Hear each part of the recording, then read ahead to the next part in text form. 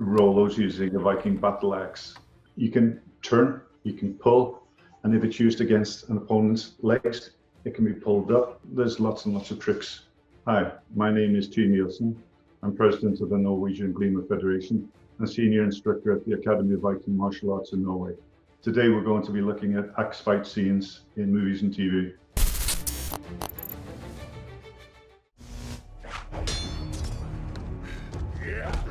There's different ways to hold a weapon in single hand. When you have two weapons, there's a different thought process. In this situation, I would use the axe with my lead hand and maybe have a reverse grip with another weapon. If I preferred to use the knife, then I would hold the knife in my preferred hand and try and cut as much as I could with the axe and follow up with the knife, either in a forward grip or reverse grip. Dual wielding. Vikings, according to the sagas, used two weapons. Sometimes they hid the axe behind the shield. So as you grip the shield here, you can hold the axe and the shield handle here. So it wouldn't be seen by the opponent. And if you drop your shield or if it gets destroyed, you quickly have another weapon in your hand. This is very realistic choreography. He's using basic strikes, no sneaky techniques, and no small direct cuts. He's swinging with that intention. One of them could work. It only needs to connect with the guy's arm or wrist or fingers before you've created serious damage.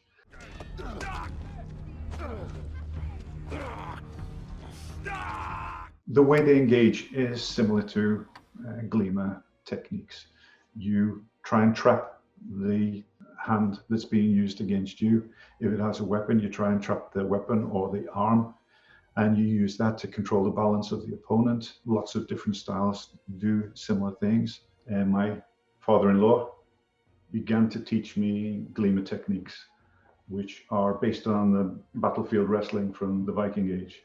These are passed down quite secretly because Norway has been ruled by other nations and occupied by Germany in the Second World War. So their means of fighting, hand-to-hand combat, were held pretty close to the chest. It goes into grappling, and the grappling was great. It was quite brutal, and I really enjoyed it. 7 out of 10.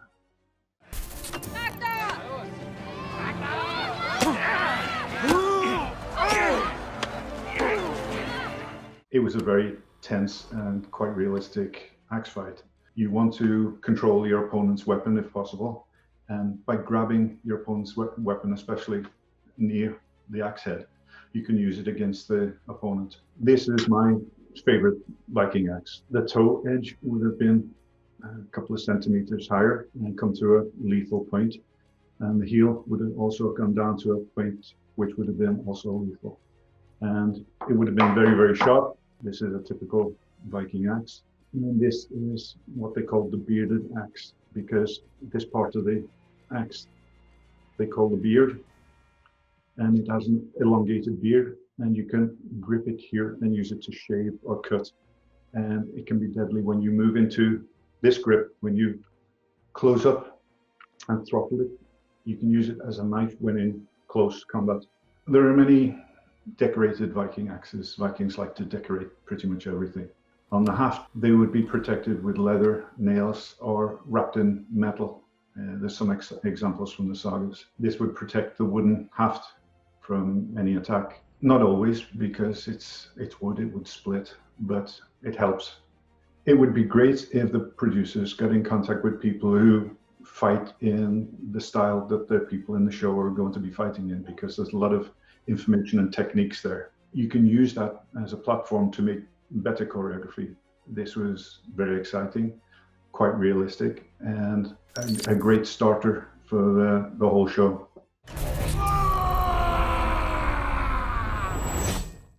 Rollos using a Viking battle axe, which is an incredibly dangerous weapon. The axe head goes through the shield.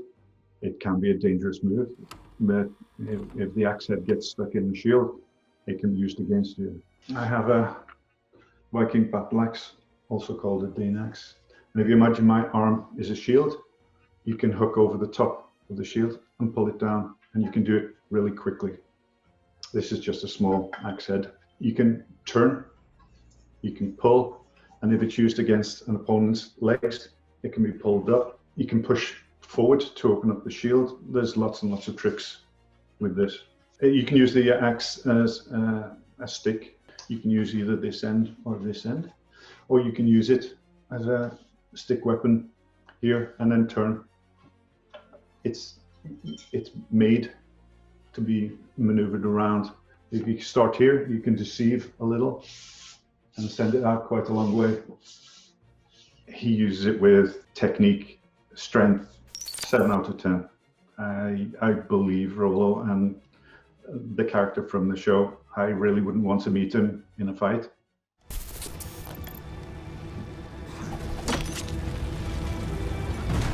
Viking boys growing up, they get bored as kids do, and they would start wrestling, fighting with weapons. Every one of them was quite good at throwing axes, throwing knives. When we're doing seminars, we're not instructing and we're hanging around. People throw their weapons, they throw their axes, they throw their knives. It's a very natural thing to do. I could throw the axe with pretty good accuracy. I don't know if I would cut the ropes first time, but I would imagine that that character could and would. And as he did, 10 out of 10 because he cut the ropes.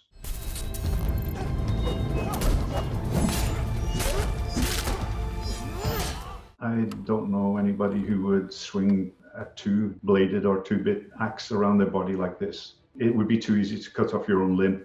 It could get caught in material, it could rebound, it could be deflected. There's lots of things that can happen unexpectedly. I don't know the weight of the weapon, I don't know what type of material it's made out of, but if you live in 6,000 years, you've had a lot of practice, you're pretty much invulnerable.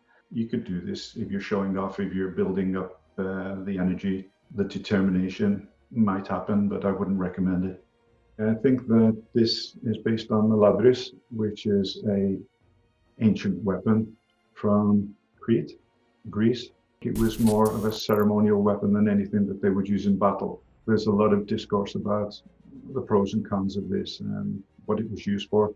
In a sacred ceremony, it might have been used to sacrifice an animal, for example. The choreography is interesting because she didn't cut off any limbs. She gets 10 out of 10.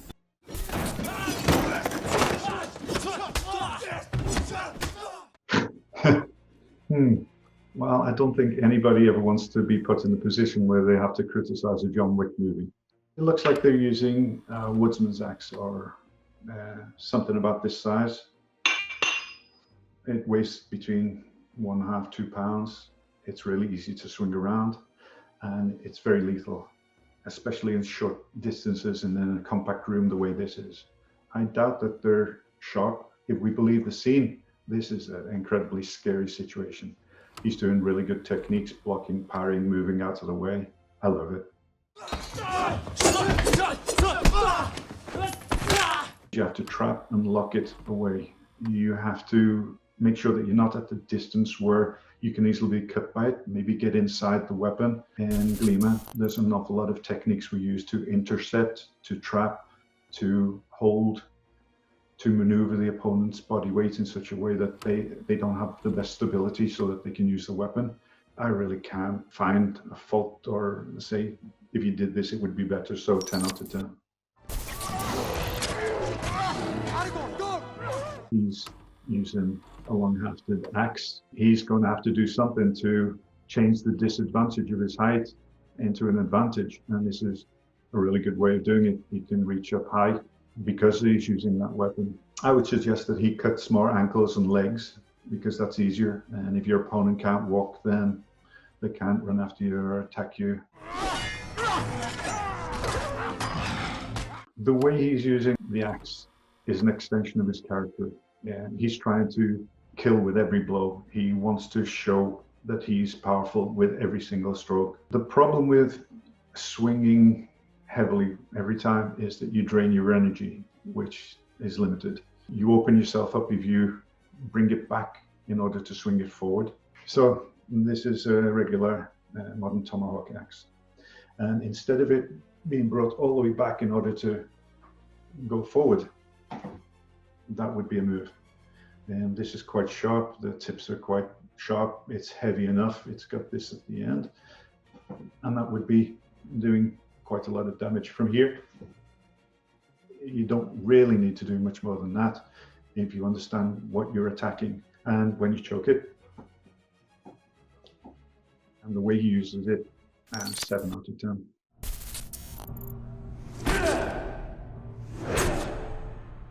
Chris Evans sells this so well. He's a good actor who can sell action. He changes hands. He goes from single grip to double grip.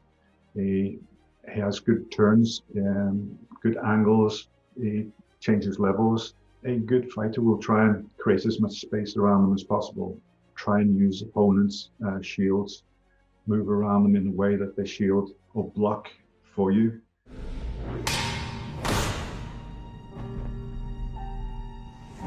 The most difficult thing of all is to keep your balance. And then he does what he should do, which is attack the legs and try and get out of there as soon as possible. We don't play any defensive game on the ground. We don't fall. We're taught to land. So no matter what happens as you're going down with the intention to land in a way that will enable you to move out of danger as quickly as possible. 9 out of 10.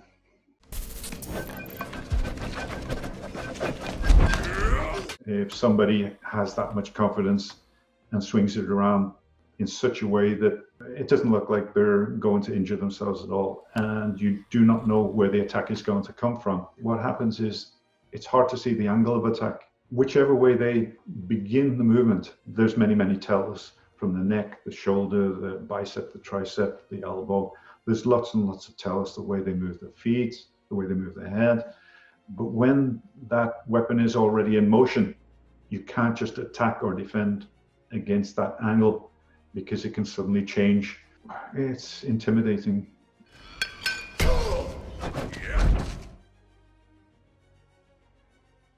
Where you place your feet. When I look at technique, you can see what's happening just from the footwork. Footwork is a major part of any martial arts. It's often neglected because it's not as exciting as twirling your weapon around in your hand. But being able to move at angles, move forward, move backwards, move as you change your height, it's so important. It's core. Balance is everything.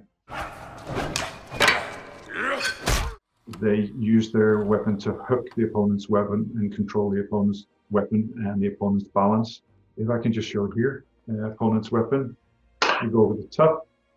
You can either pull and go forward or just go over the top and go forward. You don't need these big movements.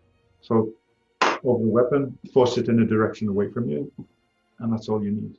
I felt it was really well done and it was scary and good technique. 8 out of 10.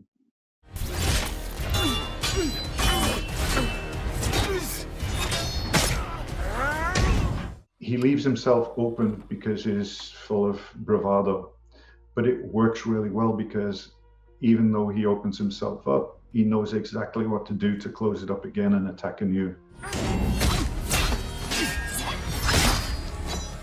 In this scene, Ajax cuts through a good chunk of metal with his axe. It could happen, maybe. I haven't tried.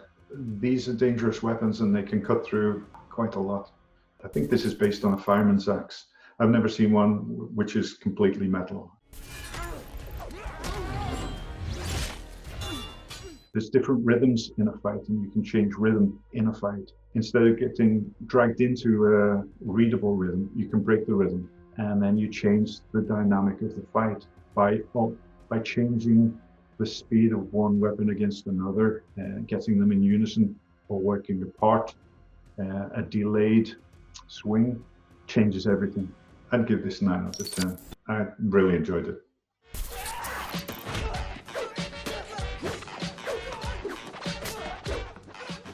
I've watched this with my son many times.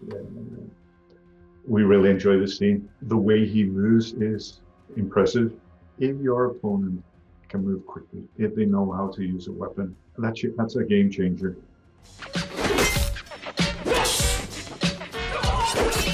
The fact that you can use an inanimate object as a weapon or as a counter to these weapons is smart. maybe going in and smothering your opponent and trying to strip their weapon away would work. But you also have a second attacker coming in with another axe. There's no sure way that you come out of this alive, but as a scene, it's inventive. We do train against multiple attackers with weapons. One of the basic principles that you have to understand is that you want to be able to control your opponent and use that opponent to control a second opponent, use them as a shield, use their weapon as a counter weapon or a shield. I'd like to give this 10 out of 10. I just thoroughly enjoyed it.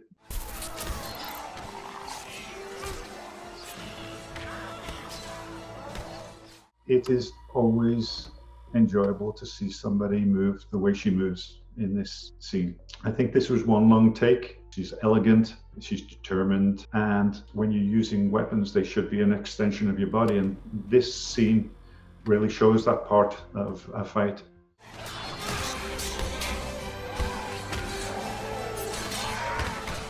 I wouldn't recommend anyone fighting this way, but if you're a person with these capabilities and this is your style, then you can make it work for you. I would not do this. The style that I train in and teach is about making the best decisions in the shortest possible time. I think she's using a fantasy weapon. I don't know what it's based on, but the Vikings had a similar type of axe where there's a long beard, which is used for carving or cutting. If it has a long tang, which means that the metal from the axe head goes all the way through the handle, then it could be really well balanced, light, sharp, 9 out of 10.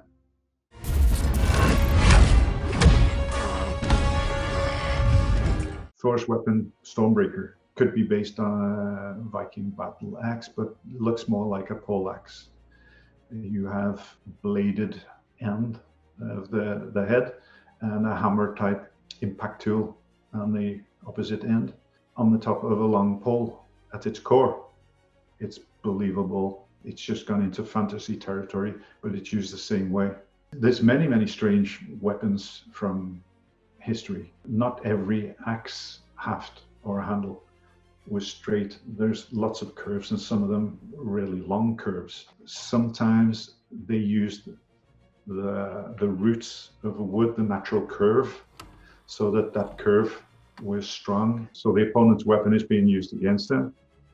And that's a really good thing to understand, that it's not something you just want to get out of the way of, but you can turn it on your opponent. And they show this really well here.